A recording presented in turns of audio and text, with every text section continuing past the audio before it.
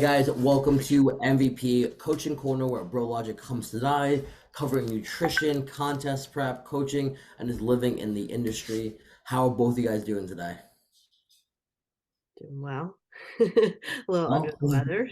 She always yells. She always yells at me that I always talk first. I said one time, I was like, I never say anything in the beginning.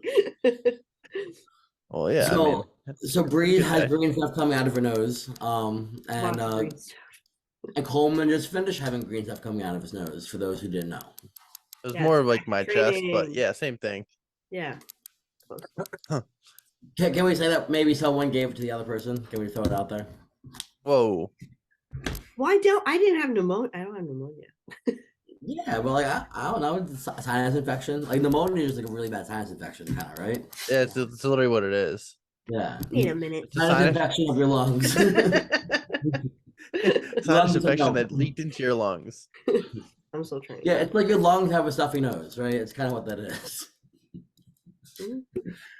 All right, I love it. I love it. So today we wanted to talk about what do you have to do and what step you should take when it comes to finding a coach. And I had a little bit of hesitancy when it came to making this podcast because I never wanted to come across as biased. But these two over here kind of convinced me. It made sense, right? Because like even when it came to picking my personal coach as well, there were some steps I went through when it came to deciding that person. And like we are coming up to contest season, so people who haven't competed before, they're probably hiring coaches now, and they don't know what questions to ask and what they should look for when it comes to a coach. So we definitely wanted to clear that up for everyone. But I first wanted to ask both of you, how did you guys pick your coach? Coleman, go first. All right, Bree, go first. Well, so Coleman actually sent me a couple different people to go to before I actually chose Mark, and I had I'm Mark, by the way.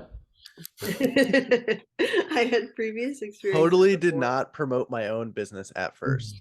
No, he I didn't. am not biased. And- I sent 5 others before. yeah. My previous experience kind of helped me narrow down what I wanted and what to look for, like communication and staying up to date with the plan and being responsive.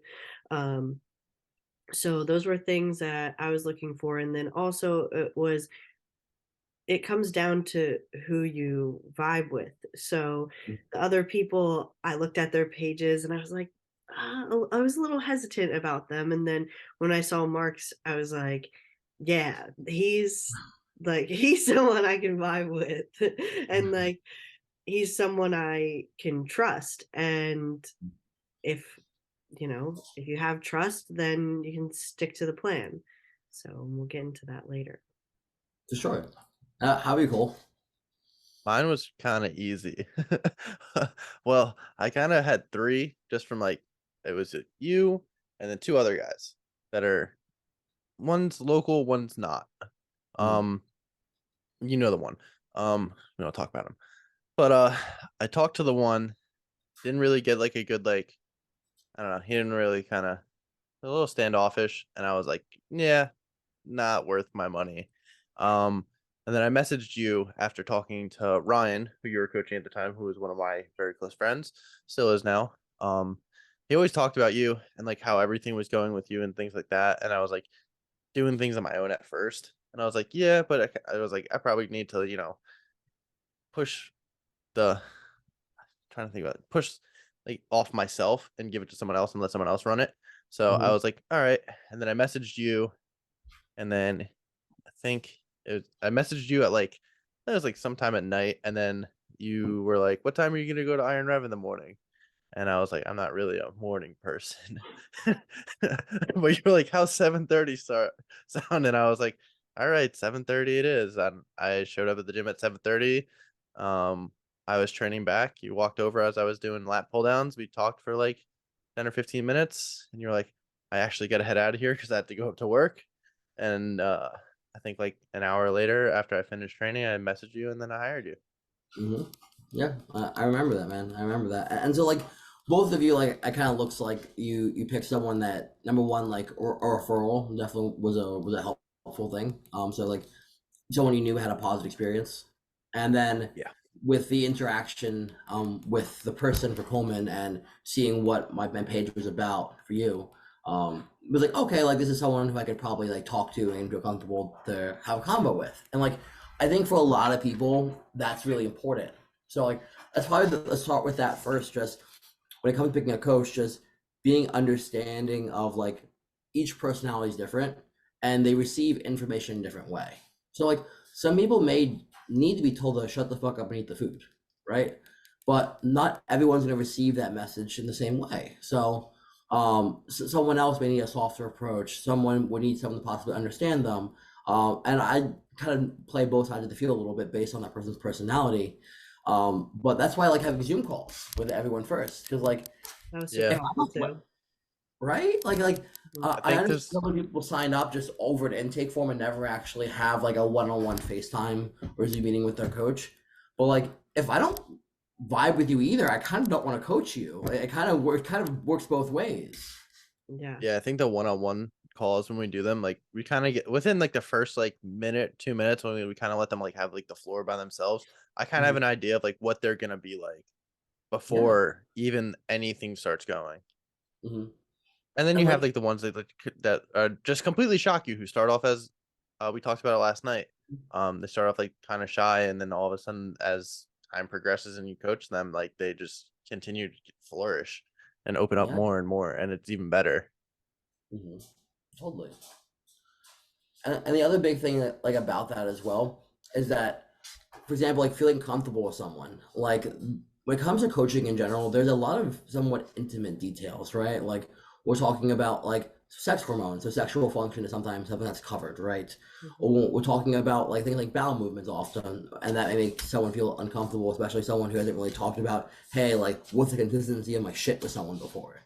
So you definitely have to feel comfortable talking with someone, especially like for my female clients, like talking about like your menstrual cycle, like that's something you possibly never talked to a male about to begin with, except saying like I'm on my period. But talking about more graphic details around the period, they may not feel comfortable with. So making sure that the person that you hire, you can feel okay having that conversation with, is super important. Yeah, I think that's one of the biggest things is being comfortable, because if you're not comfortable with like being able to talk to someone and communicate, like nothing's going to get done in the way that you want to see it done. Right. You Hundred can't hit percent. your marks. Yeah.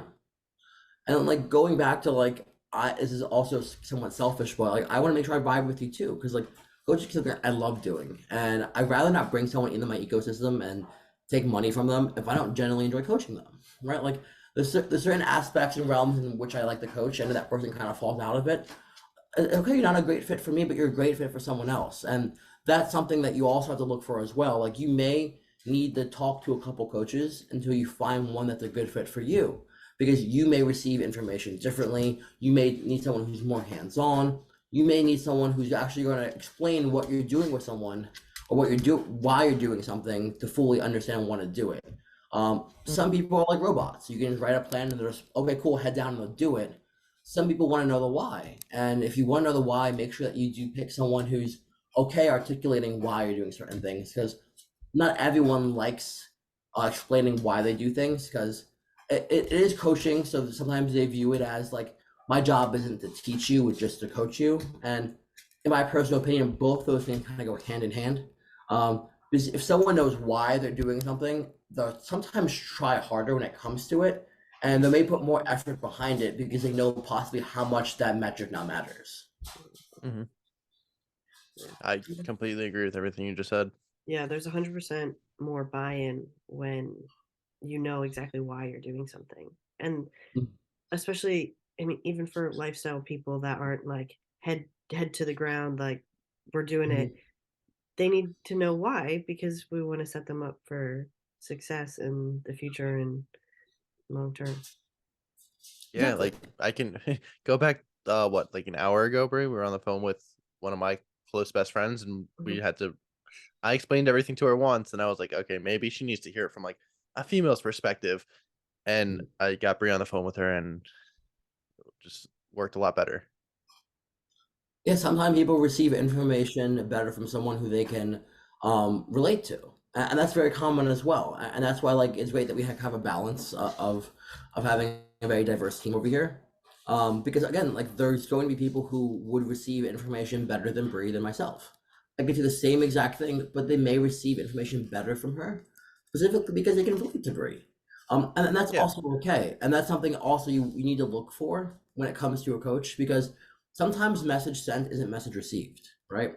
So like making sure the person that you actually are going to hire, you can relate to. Because like my big thing is this, I've worked with coaches that have been like, I shut the fuck up and eat the meal, no reason for you to space meals out farther.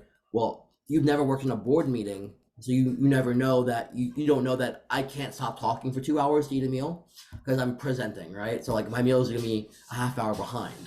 But like instead of like shaming someone for having the meal a half hour later, like if you understand what that person does and you can relate to them better, they're not gonna miss the meal. They'll just make sure they rush to get it done after that meeting's done.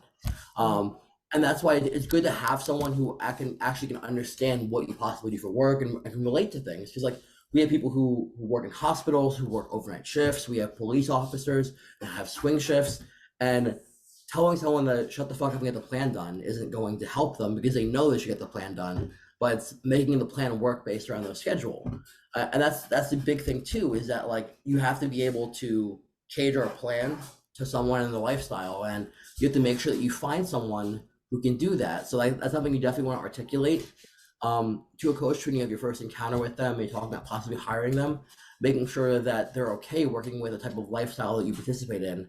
Because like sometimes like I'll be very honest, I've had clients that traveled 7 days a week and they were a nightmare to program for because I needed so many variables. But I've also had people who traveled 7 days a week and didn't need any variables because they found a way to get it done. Our client Pete Bruno, a prime example of this, would Pete gets anything done. Everything done. Kid traveled almost every single day for surgery equipment consults, and still found a way to get every single meal in. Got all his rice in. Like the bag that he brought to the hotel, I find hysterical. But that's how he brought food on planes. But having someone that can work around your lifestyle is super important because not everyone can. Like I'll give an example. The Muslim holiday is coming up soon, Ramadan. So that's going to be a 1 month fast, right? They can only eat up until sunrise. They have to stop eating until sunsets. Not everyone's going to be okay programming around that. So like again, there's things like that you have to ask people to make sure they're okay working with. Because like some people are going to be like, yeah, fuck your religion, just eat the food, you're a bodybuilder, right? But like, okay, like I understand that this is a very big part of someone's life. And this is something that they view as sacred. So we're going to honor that and we're going to make your fitness goals based around that. And maybe this month we're not gonna make a crazy amount of progress, but what we're gonna do is we're gonna do damage control, right? You're only eating nothing twice to 3 times a day. There's damage control right now. We're not gonna make a ton of progress, but the goal is not to progress. Yeah, as long as you have stay the same, you'll be fine. Exactly. So especially when it comes to like religious things. Exactly. We're not gonna ask someone to change that. Exactly. I work with people who are only kosher, and that very limits from a supplement perspective. Not many supplements in existence are kosher.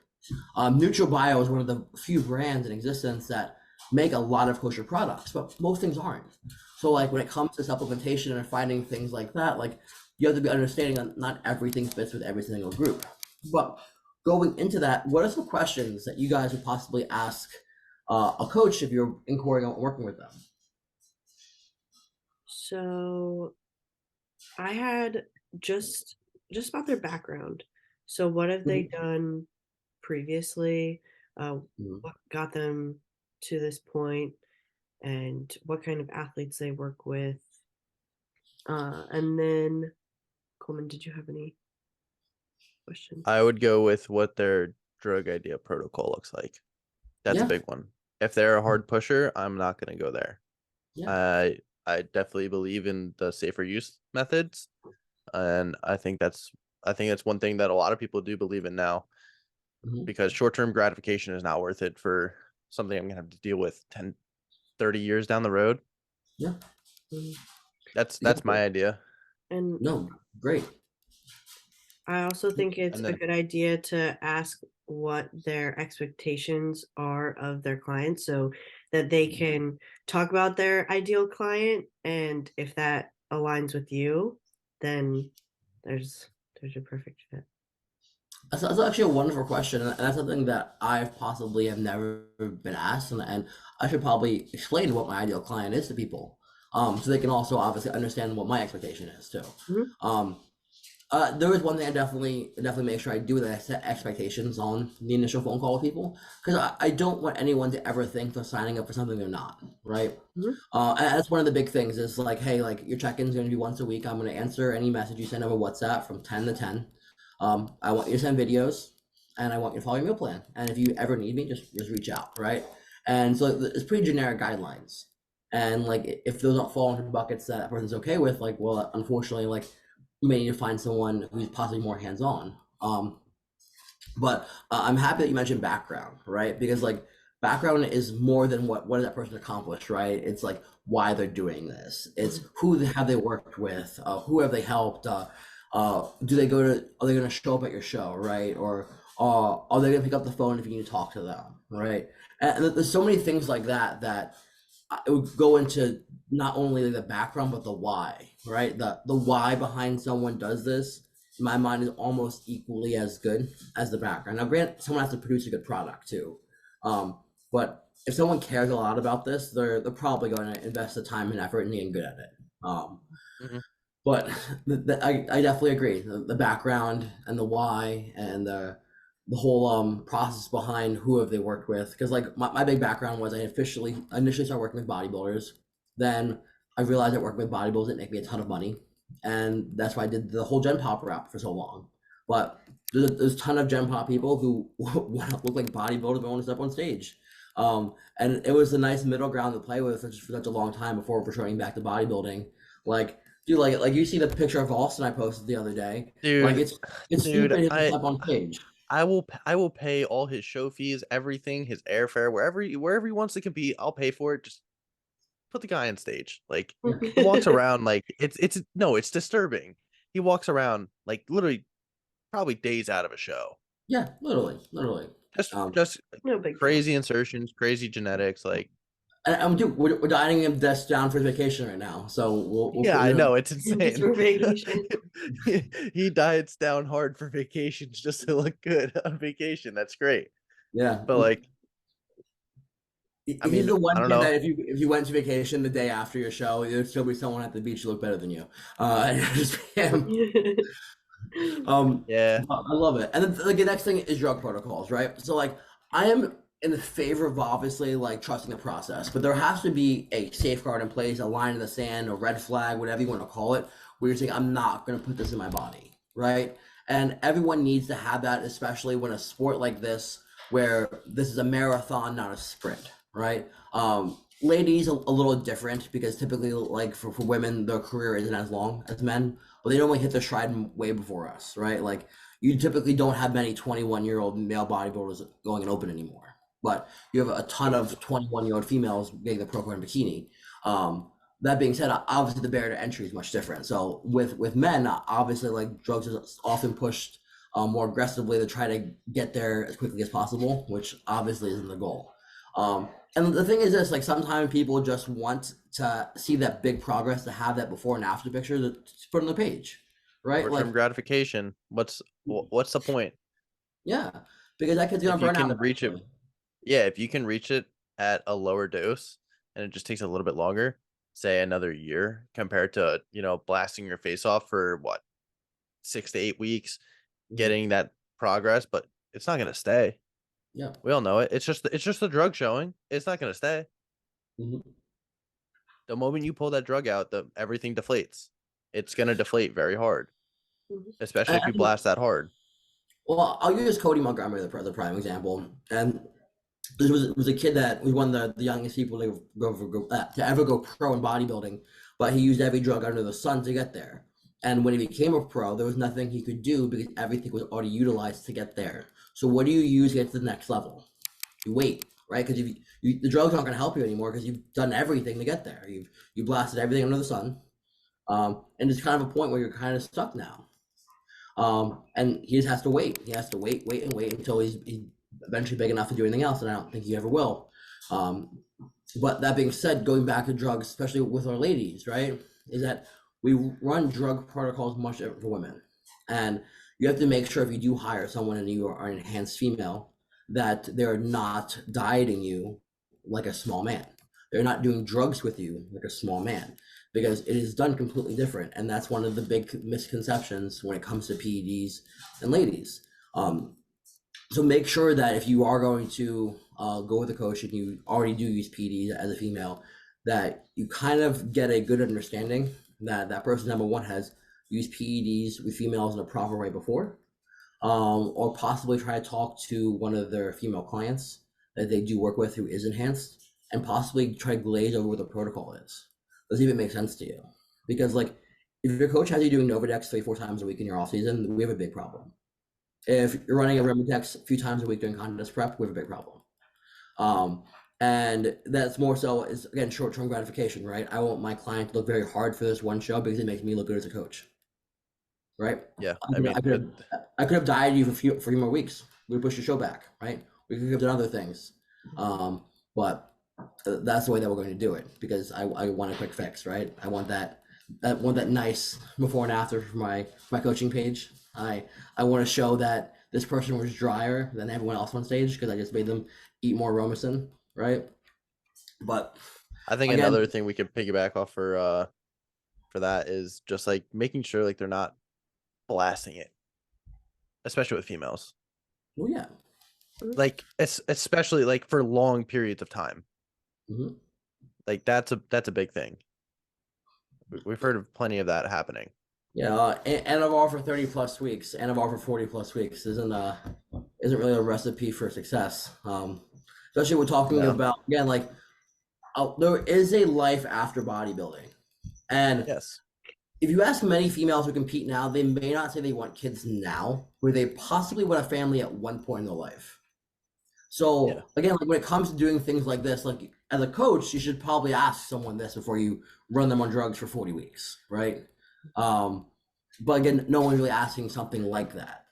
So again, there's a life after bodybuilding. So if your coach is, or the person you're going to hire does drug protocols that you don't really agree with, it's okay to find someone who does, because again, there is a life after this. Like there's a life after 30, right? You're still going to lift weights, you still probably go to the gym. You may just drop your kids off at preschool before you go do it. That's the only difference. I completely love agree. it. But cool. So let's talk about red flags, right? I feel like Actually, wait, I got one more to add Yeah, into questions go. to ask. Asking them a realistic expectation for what they think your physique can turn into. Yeah, no, that's a fucking yeah, I think that's a big one. I think people don't ask their coaches what class do they think they could fit in. I think they more have an idea in their head already of where they think they're gonna be. But they don't have that experience to really, like, especially if they're new to it. No. They see a class they look at that they think is interesting, and then they automatically set their goal right there. Mhm. And they don't look at and consider any other classes based off like what they look like. Yeah. Exactly. Or based off their own genetics or based off their own anatomy and stuff like that. 'Cause anatomy puts a big effect into it too.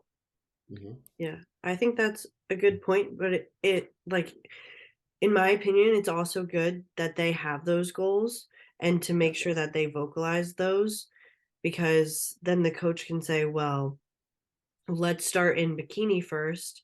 And if you really, really want to do a show this year, but if you want to do wellness, then we're going to need X amount of years or a year, and we'll get there.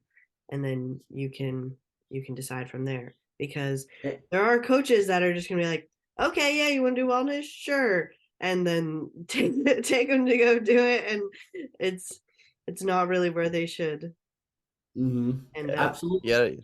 You gotta play based on where you land, really. Yeah, you have to be realistic with your client, and the client also has to have a realistic idea of what they're getting into as well. And I only blame the coach, because like at this, right? Are you hiring a yes man or are you hiring a coach, right? Because like anyone can be a hype man, right? You pay me $200 a month, I'll hype you up, right? But that's not why you hired me. You hired me because you want direction and you want to be pointed in a way that's going to lead you to success. So if you come to me and you're like, hey, Mark, I'm totally going to do wellness. Let's do this in 8 weeks. I don't think you have the muscle maturity or the amount of muscle to do it. I'm absolutely not going to say, yes, let's do wellness. I'm going to say, hey, maybe let's do bikini this year. And we have a long off season and we possibly try to grow into wellness. Now, there's one person who I'm working with who I'm not going to say by name, but initially came to me wanting to do bikini. Initially came to me wanting to do wellness. I told them we have to wait a year. This girl has been proving me wrong every single week with her check-ins.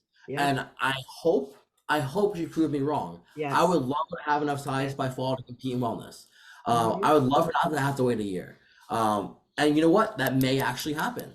But possible right now. But today, she wouldn't be stepping on the wellness stage. But in time, she 100% will. And may at a faster rate than I expected. But I also set the expectation for her that, hey, if you try to do wellness now, you're probably not going to be a wellness competitor. So we need a year to actually grow.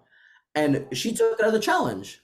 So like more power to her. And like the best thing about that is that like if you let someone walk on stage and they embarrass themselves, they're not only going to blame you for them embarrassing themselves, they may never compete again. So you've ruined a sport for someone who initially had a love for it. That's the other reason why like I really think it's our job as a coach to let someone know where they're going to land. Because like, dude, who wants to stand on stage in front of 200, 300 people in a bikini and be embarrassed, right? No one. Yeah. I remember you were skeptical this year of me going into light heavyweights. Yeah. Because dude, I'd rather always be here than here. Be the I was right. Yeah. Yeah. And yeah, it proved it wrong, but not well enough to prove it fully wrong. Hey man, challenge leads a lot of men to do great things, right? And that's why like I challenge you often, because like I want you to prove me wrong. It's not that I don't believe in you. Because if I tell you that you're probably not going to do this, you're going to be like, yo, fuck that. I'm going to fucking do this. And that's what I do. Yeah, I respond better to that type of stuff. Yeah.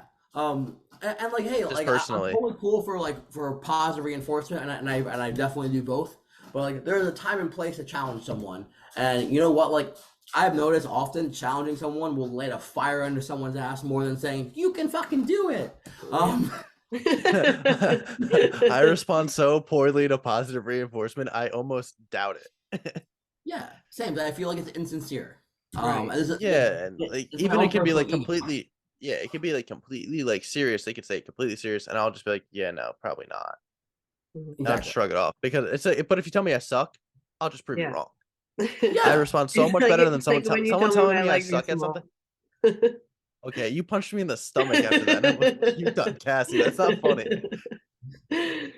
Okay, moving on. I said it as a so let's go as a joke, right? And you wound up. Is there a red flag emoji I can use for this? But let's go to red flags, right? So like when it comes to coaching, there's obviously a lot of red flags, just like it is finding a significant other. So the first one like I like to go into, and it's only because I've heard constant complaints about this in general, is response time. Now, I will paint this with one lens and one lens only. You pay me money to tell you what to do. If I'm not responding to you, there's no reason for you to fucking pay me. End of story. That's it. Our job as a coach indefinitely is literally to give you answers to the questions you have, to give you a plan, to give you, in essence, direction, to give you instruction. If I am not doing that, there is no reason for you to pay me. I don't care how busy you are. I run 3 businesses and I have no issue responding to someone in hours. So unless you're like jerking off like Thor himself all day, like there's no reason for you not to pick up the phone and answer your clients back. Yeah, I think honestly, like even like the extending like the time period, like within a day. Like even if it's like like I say within a day, because you know sometimes like with like show season and stuff like that, like if you have multiple, if that coach has multiple clients on that stage that same day, obviously he's going to prioritize down and trickle down effect. And I believe if you respond as like within the check-in within 24 hours of like if you're at a show, that's completely reasonable. Yeah, that's kind of what we do. We send a message out, right? We send a message out. Yeah. All the clients know, hey, today I'm at blah, blah, blah show. all responses will be delayed 24 hours, right? There's an expectation, right? If you don't communicate that to anyone, no one fucking knows. Yeah. I know the whole thing And about they're not gonna stare at your Instagram story all day. Yeah, they're not. And if you're a coach and you're on your Instagram story at your client show, are you really coaching? Yeah. You No. can answer. You can bang out a few check-ins if you need to, right? Exactly. And that's my big pet peeve is that there's a lot of people who just again take their sweet time to answer people, because at the end of the day, like I understand like everyone's time matters, but when you pay for a service that is time related, right? Especially like let's talk about like food shopping and meal prepping, right? Most of us meal prep over the weekend. If I send my check-in on Friday and you don't respond back to me till Tuesday or Wednesday, what's the odds of me having the free time to go food shop, meal prep, and be prepped for the week, right? Especially if I'm checking in again on Saturday, right? Or Friday, I followed the meal plan for 2 days. Yeah. So any change you're gonna make is not gonna have an effect. Yeah, I You're just prolonging the process. Yeah, but if I got the message back to you within 24 hours and said, hey, well, great, here, hold this, or hey, let's bump this up a little bit, you can go food shopping the next day, you can get everything. And that's one of the big complaints I guess I definitely do have sometimes, is that like some people who work in this industry have never worked anywhere else. So they don't know how life works outside of this. They don't know how it is to have responsibilities, to have a family, possibly have kids. Like they don't get that. And like we have clients that have all the above, right? And like so they're running to go food shopping at like 5 a.m. on Sunday because it's the only time they have to do it. But I sent my check-in, if I responded on Tuesday, like Bob is fucked, right? Bob isn't getting his meals in because Bob doesn't have the updated plan. Yeah. And I think also talking about showing up for shows, because I feel like some coaches don't really see that. It's a very rarity for coaches to show up to shows now. So there's a good and there's a bad. Like you have to know, like if you want them there, and so forth. Communicate it. Yeah. So I'll just do the math, and this is what I explain to someone else. You have 50 clients at $200 a month. That's $120,000 a year. How many people do you have? How many shows do you have that year? Maybe you possibly have 16 or 18 shows that year, maybe. So 16 or 18 weekends you're traveling for $120,000 a year.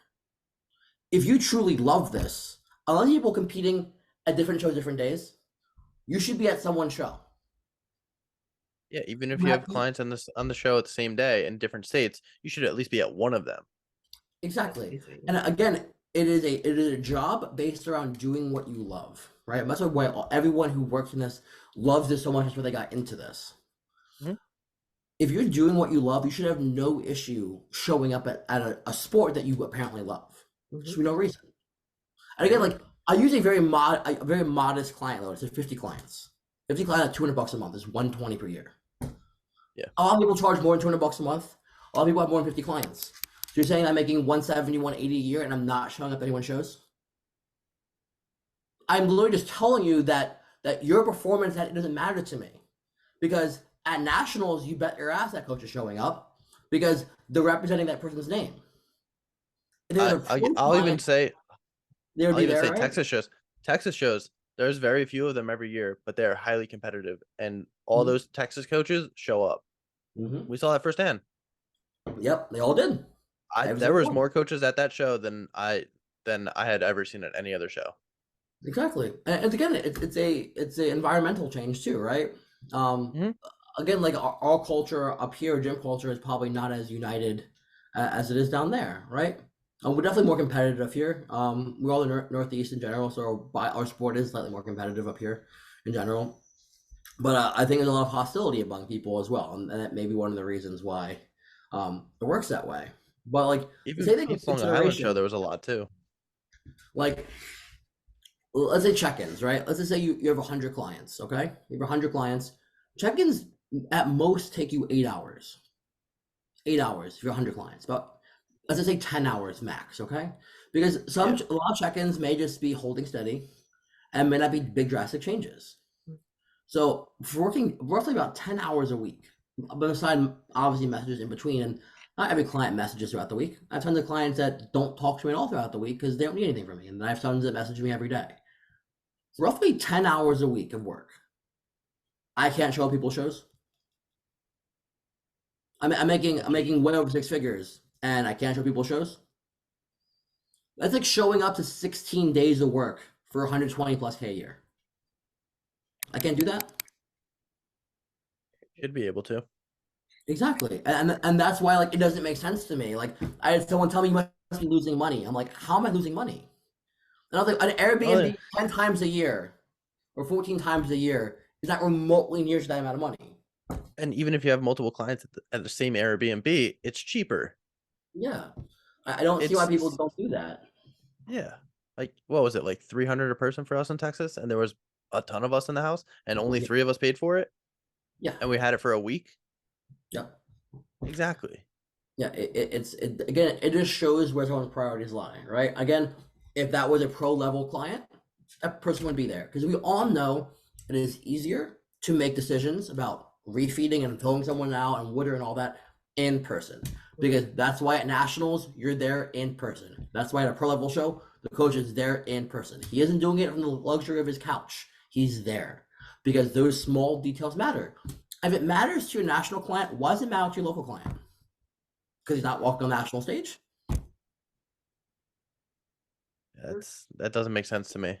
No, it's all clients should be treated equally. No matter, again, based on performance. Like yeah, someone who fucks off a lot, yeah, I may not be as excited for them when they fuck off, but like I'm still going to be their show day if they're someone who fucks off, right?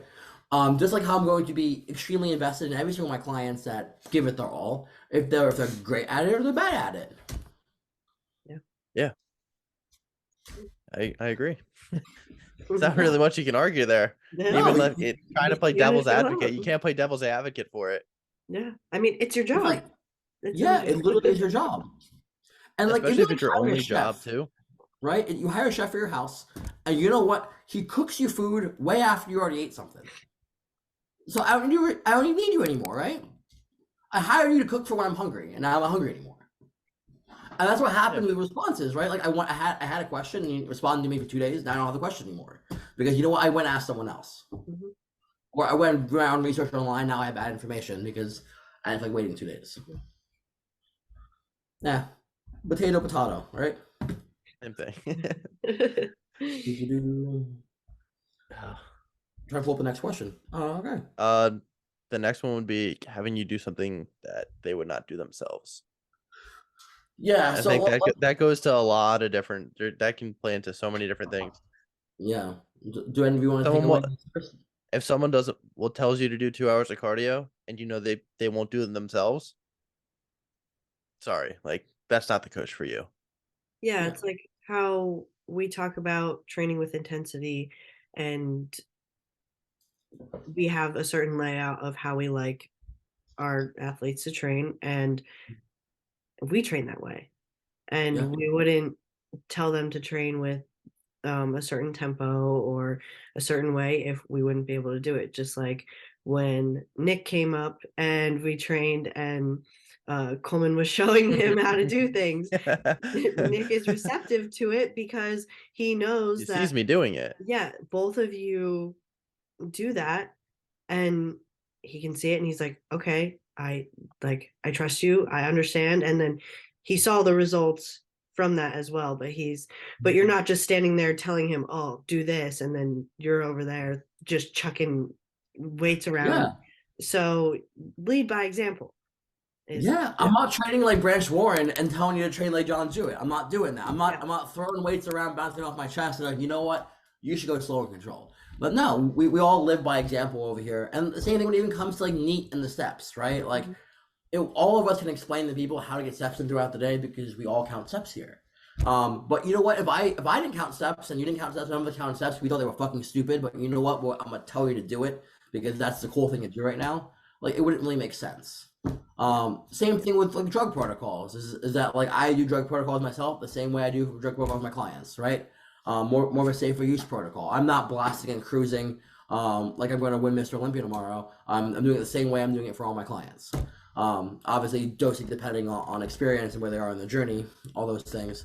But again, we're living by example over here. You don't want to have someone who's who's doing a rich piano diet, having Ben&Jerry's for going to bed every night, and just justifying it by taking more growth insulin.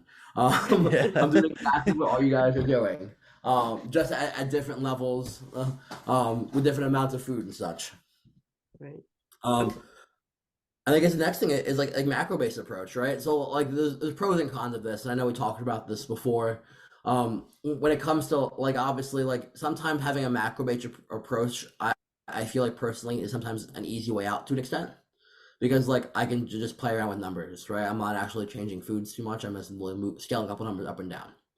I understand where this has a place, and I understand with based on the type of clients you work with, right? If you work with a bunch of Gen Pop clients, this may be an easier route to get compliance, right? Because they're not trying to look like Mr. Olympia. They don't need like 8-pack abs. They don't need straight glutes. They probably just want to fit into the pissing bear pants they wore in high school, right? That's probably the actual goal. So like for them, like getting absolutely shredded is probably not the actual goal. Just getting into a certain size or just not certain shape, or being able to see their dick again, like it's shit like that, right? Like so, like at that point, like counting macros may be an easier route for them. Yeah. And it comes down to the coach, right? Like you have to understand the type of clients that the client you have. So like you know what, like in some cases, yeah, having a macro based approach may be better to get adherence. I'm not the biggest fan of it, specifically because we've talked about this before. There's a lot of variables that can go into things. Even if you do lay out outlines for people, things like digestion, right? Like, yeah, I could have a pick of 10 vegetables to choose from, but I've noticed that when I give you a list of 10 vegetables to choose from, people stray from that list, right? But if I give you concrete things you eat, people don't stray from that too much. But again, it's based on the type of client that you're working with, the demographic that you feel like you're serving. So I think there's a pro and a con. I do sometimes feel like some coaches use it as the easy way out. The biggest it is less work, but also from another end of the spectrum, if that client would respond better to that because you know they binge, you know that they have like if they cope with food, that they may be a better route, so they can maybe swap and sometimes use something more voluminous to help themselves. Like maybe they're gonna eat a whole head of romaine lettuce with their chicken tonight because like they feel like very bingy, and you know what, if I eat a whole head of lettuce, like I'm not gonna have the room to eat all those Twinkies tonight. Yeah, I agree. I mean, I think it has its place, but I feel like if you, I look at it in the aspect of in a competitor's eyes, in my aspect, like that's because that's what I am. Mhm. If you were to give me a macro based approach, I would have asked you for a refund right away. No offense.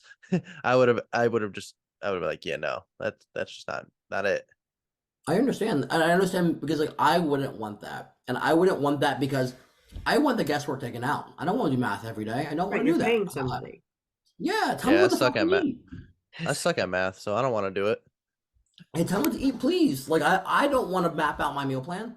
I want you to tell me exactly what to eat, the portions of it, and you know what? I'll get it done and I'll season the way that suits me best. But I'm not trying to figure out how I'm gonna do 50 protein, 50 carbs, and 10 fat. Like, and because what I do, I can do it. But like, my mom wouldn't do that. My mom would be like, what, how do I do this? Like, she'd have no idea what she's doing. Yeah, I couldn't ask my mom to do that. My mom would have no clue. Yeah. Exactly. She would literally probably, my mom would probably take oats and weigh out 50 grams. Like, oh, this is a carb, so 50 grams of carbs. That's probably what she would actually do. Yeah. And she'd Yeah. probably get peanut butter and weigh out 10 grams of peanut butter and be like, oh, this is 10 grams of fat. Like, that's probably what she would actually do. So, Yeah, I think my mom would probably do the same thing. hey, man. Or she would put olive oil in the pan, weigh out the olive oil into the pan, and I'd be like, yeah, no, it doesn't work that way. Now you're just changing. Now you're just really fucking me up real good. Oh man, but I love it. So the next thing we have is another red flag is going for the name over knowledge, right? And this is something like I've seen a lot of people do, and I've actually had a lot of friends do this too, and get like largely disappointed by hiring a coach based on their name, right? And when Matt Jensen first came up, I had a bunch of friends who ran the work with Matt Jensen, and what they realized was number one, it wasn't Matt Jensen responding to the check-ins, so that was super discouraging. It was his wife Jo, and they realized that a lot of things weren't changing, and the biggest changes were you got more cheat meals. It wasn't very hands-on. It was kind of felt like the person wasn't really knowing what the actual goal was. And I've seen that happen a lot with people hiring higher end coaches when you are a local person, right? Like again, like why do I need to work with Matt Jensen, right? No specific reason. But if I hire someone like Matt Jensen, what's the actual odds that I'm working with him? I'm probably working with someone who's part of his team. And now he has Camp Jensen, but when he first blew up, he didn't have that. It was just Matt Jensen. It was kind of like when Devin Physique from Shreds was taking clients. And literally, it wasn't Devin Physique doing any one check-ins. It was a team of nutritionists that Shreds hired to do all the check-ins for him. And that's the thing, is that like when you do hire someone based off name, you don't always know what you're getting. You don't know if that person is actually individually working with you. And this isn't throwing shade at anyone specifically, but I was using Matt Jensen's example because he blew up really quick when Dallas McCarver first came out. And everyone in the moms tried to flock with him because they're like, who the fuck made this monster? And like again, like there's possible cases where you work with people when you have great experiences. I know Dave Palumbo was very hands-on with his clients. A couple of friends that work with him, and they actually get check-ins and answers from him. They WhatsApp him and they communicate, so you actually know you're working with Dave. That's one of the big things I would say is if you're chasing after specifically a name, make sure that that person's actually the one who's writing your plan for you, and they're actually going to treat you like a regular client. Because like if they're mostly working with pro clients, they may not necessarily take you seriously if you're just a local amateur guy. Yeah, I think that's one of the problems in the industry right now is there's a lot of people who have there's a lot of top level coaches who have ghostwriters. Yeah. I think what's his name made a post about Phil Viz made a post about it the other day on his I think it was like 2 weeks ago. He made a post about it and like he just wanted to know about it and wanted to find out more information so he can try and help people.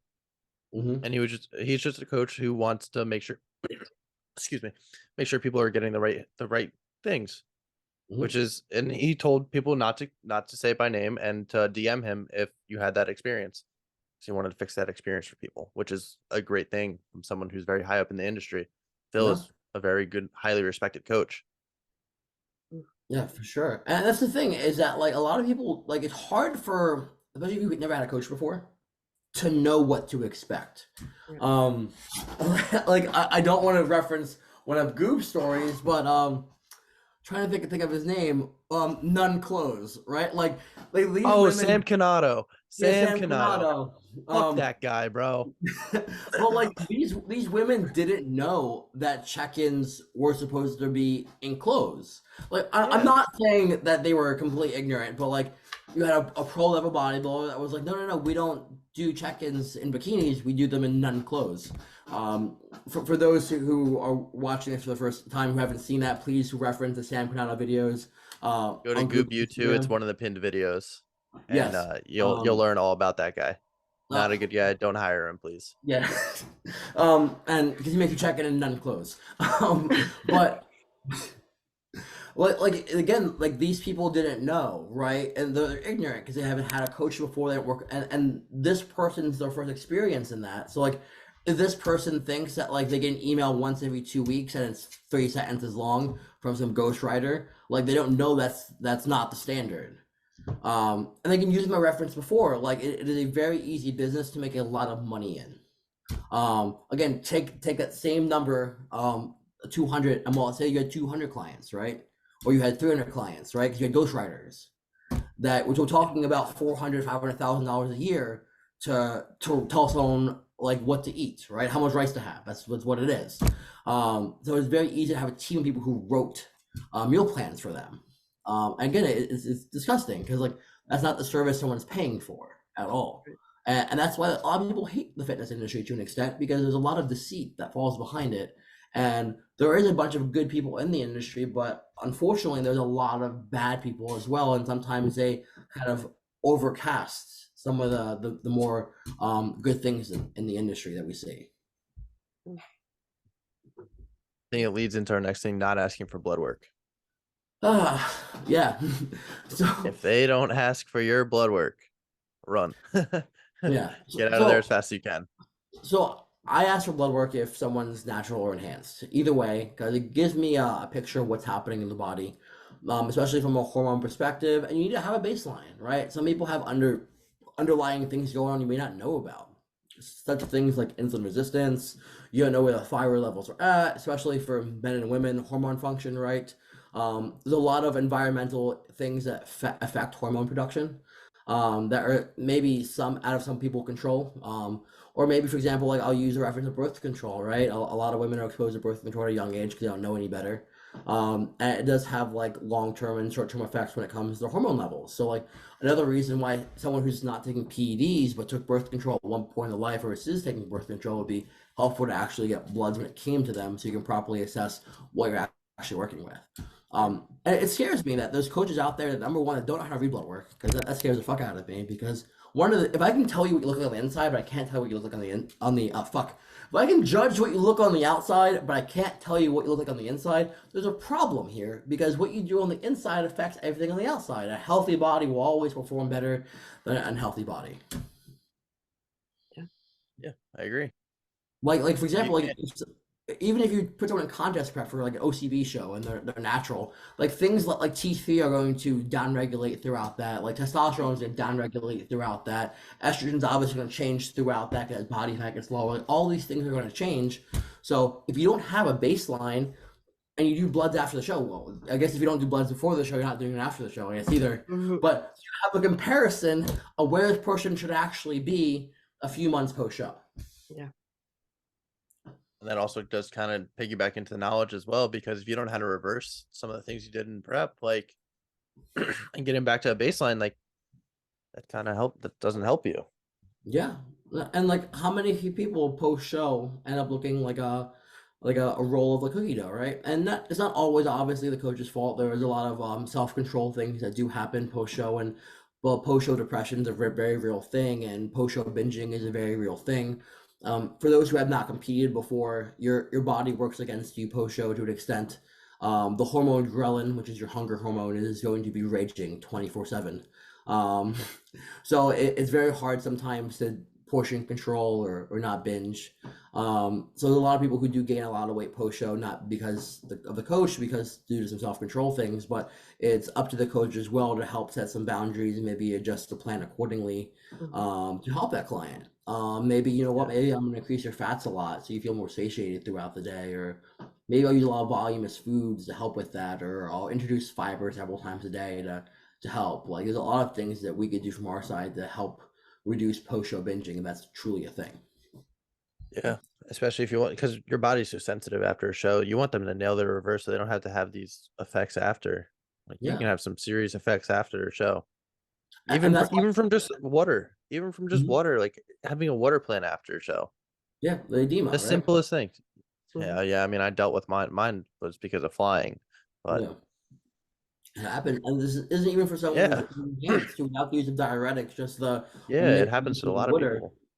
It can happen, right? And again, like this is why it's also good to have someone who hasn't only worked with competitors, but has worked kind of across the board, going back to the post-show thing, right? Because a lot of competitors obviously control themselves when it comes to hunger and cues like that, because that's why we compete in a sport where we really starve ourselves to an extent, right?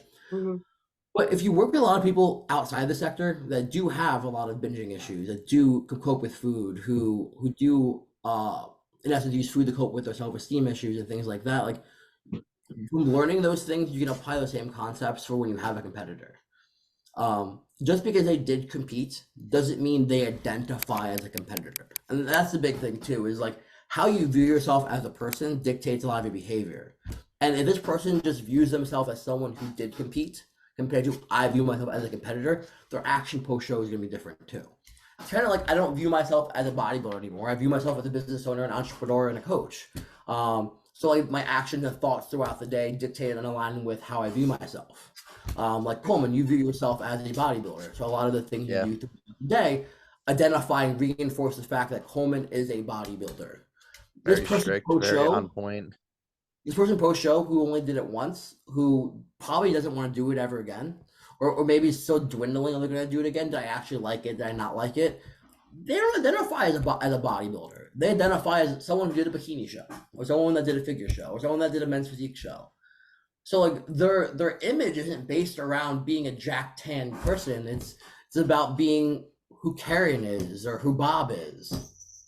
I'm Karen the mom and Bob the builder, right? No, I agree. I think identifying like what the coach identifies on is a big thing too, Yeah. because there goes your level of trust and honesty. That's Yeah. gonna have a big difference. Like I know when it comes to post show things, I'm going to be a lot stricter on people, and I'm gonna make sure people are nailing their shit because I don't want them to have to deal with any effects. Same as you. You don't, because you don't want them to deal with health effects. Right. And Justin Mahaly actually talked about this recently, that after show he has them do like Pedialyte and fruit so that you know they get their nutrients and they don't want anything else, and that kind of sets the standard for the rest of their reverse is okay, like this is actually going to make me feel good and I'm full and I don't want anything else, so why would I do something like eat Very true. eat a whole tray of cookies. Yeah, and a lot of the impulses that we get post-show are because of the things we did along the process, right? Being malnourished, being extremely dehydrated, deprived of minerals. And after some of those things fall back in balance, we feel much better. Some of those cravings die back a little bit, so that makes sense with the spectrum of electrolytes found in all those things. And obviously, like rehydrating yourself, you feel slightly better. And I will say, like, that Pedialyte post-show always makes me feel so full that I almost have to wait an hour to eat because, like, again, like going those so many hours without drinking anything, chugging that 1 liter of Pedialyte or 900 milliliters, whatever the fuck it is. Yeah, Feels so filling. Dude, I drink that thing so slow in Texas. I savored that entire thing. That was my go-to. Yeah, just drinking that slowly. So I think I'm gonna freeze it next time. What? I'm gonna freeze it next time and make it into a slushy. That's Freeze it and then blend it. That's genius. Yeah, Never thought about that. Yeah, next Airbnb will do that. I was thinking about doing an IV drip after, actually. It's a good idea too. Yeah, I don't know if you're gonna bring the IV to the restaurant if you go on my post show or not, but yeah. What we do in Pennsylvania? We didn't go to a restaurant. We went back to the house.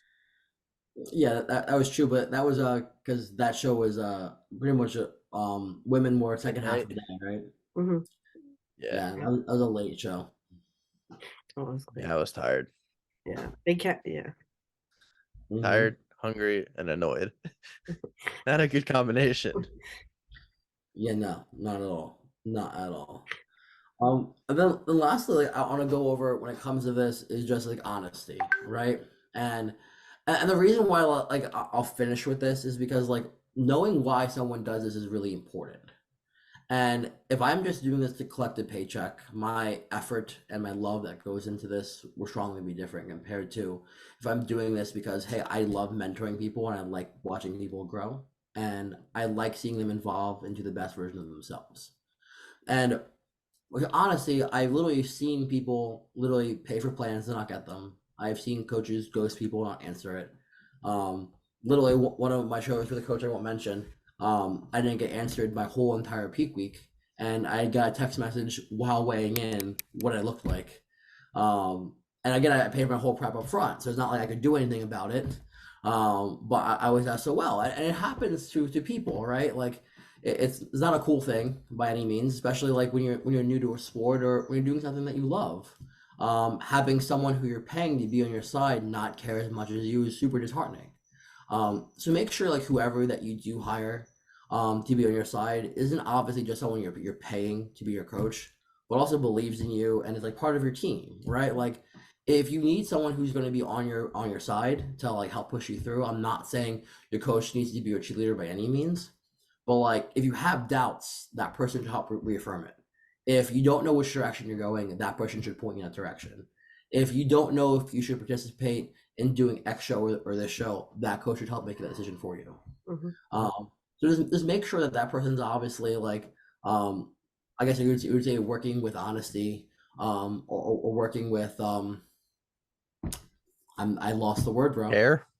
Care. I The simplest thing. No, care. CARE. Not hair. Not hair. Did you notice Mark's hair?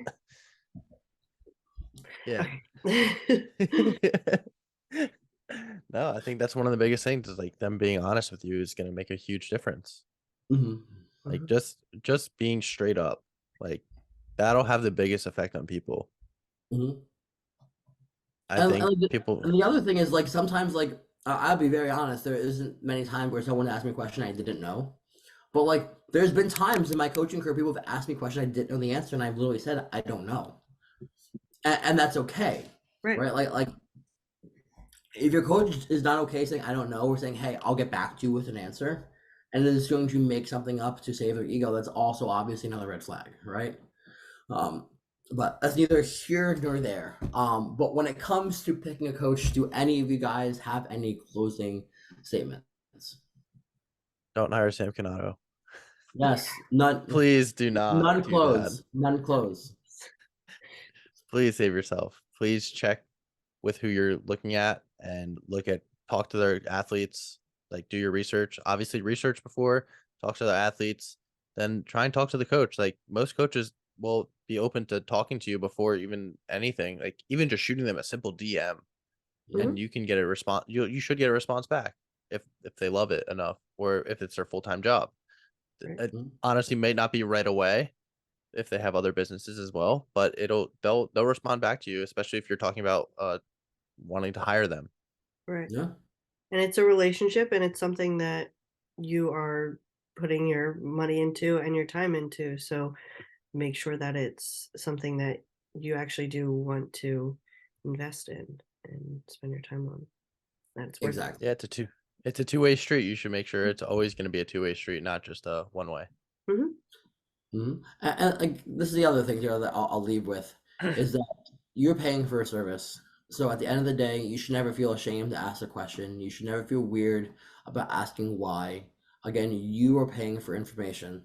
So at the end of the day, you should never feel weird about asking anything. It should be like an open book, and the communication should be fluid. Obviously, like not everyone's going to use WhatsApp. People may communicate via email.